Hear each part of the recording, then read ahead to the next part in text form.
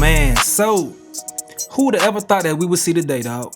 Who'd have ever thought that we would see the day that hip-hop is completely rejecting this fuzzy logic that comes from some of these street dudes, bro? Now, a lot of us come from the hood, so we understand the ins and outs and how the hood works. But everybody ain't street niggas. Some of us may have dibbled and dabbled at some point in time, but then made a decision to go ahead and be civilians. And that came from understanding that the streets ain't what it seems to be, you know? So that brings us to the situation right here. We all know about the YSL trial. I'm pretty sure you are very, very familiar with that. With Gunna taking a plea there early and Young Thug being upset with him, but not upset with his brother. I still don't understand that. When his brother took a plea deal as well, I still don't get that. But nevertheless, Young Thug has been continuously trying to draw that line, that hard line between him and Gunna, and saying that he did not condone what he did. And any other people that may have testified, corroborated in any type of way. So he says this right here today, saying if you a rapper and you a rat, you gotta just go gospel twin.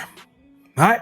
So that's what he's saying. Now, like I said before, you would never expect for hip-hop to reject these type of things that we've been hearing for the longest in this manner. And it's mainly because the person on the other end of this, they actually love. People bend their standards for the people that they truly appreciate, you know, and that is Gunna. Now, the Gunna fans is going crazy in these comments, alright? Homie says, I hope this applies to your buddy Drake.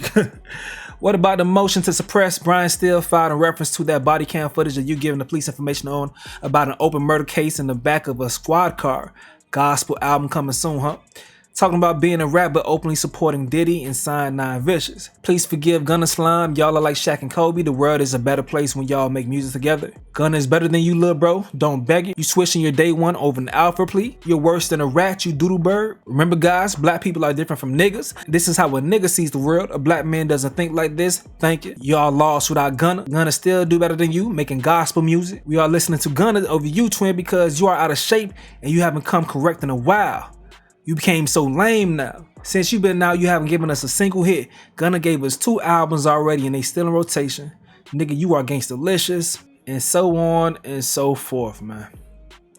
Dude said Gunna owns you, mini bro. Wow. You know, the craziest thing is, people was thinking that when Thug came home, they was hoping that he co-signed Gunna for Gunna's sake. But no. It actually turned out to be Thug needed to co-sign Gunna for his sake. Who would have thunk it?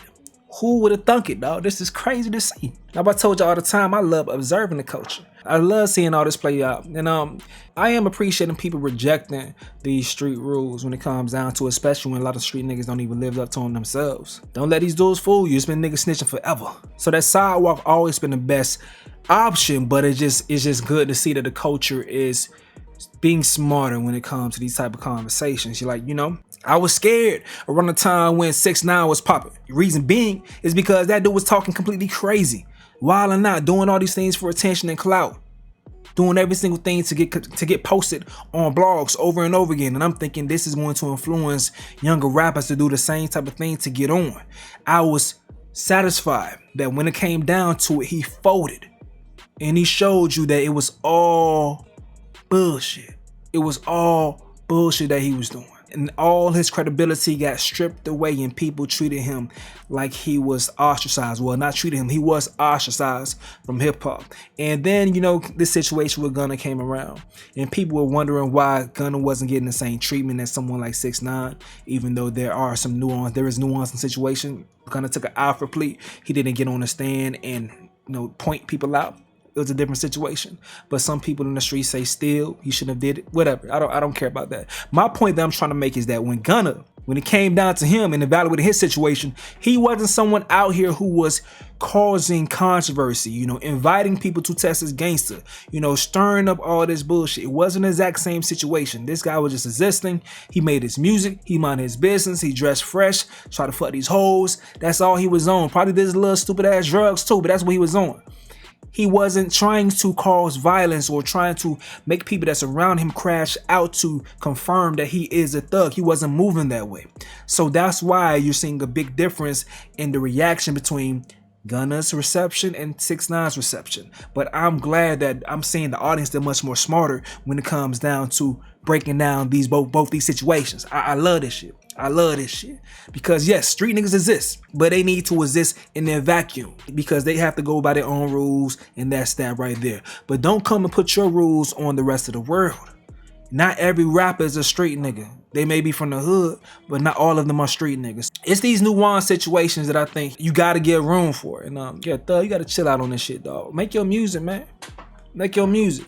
Thug gonna be Thug. Like, this who he is. He's always been controversial. Like, he hasn't always been loved.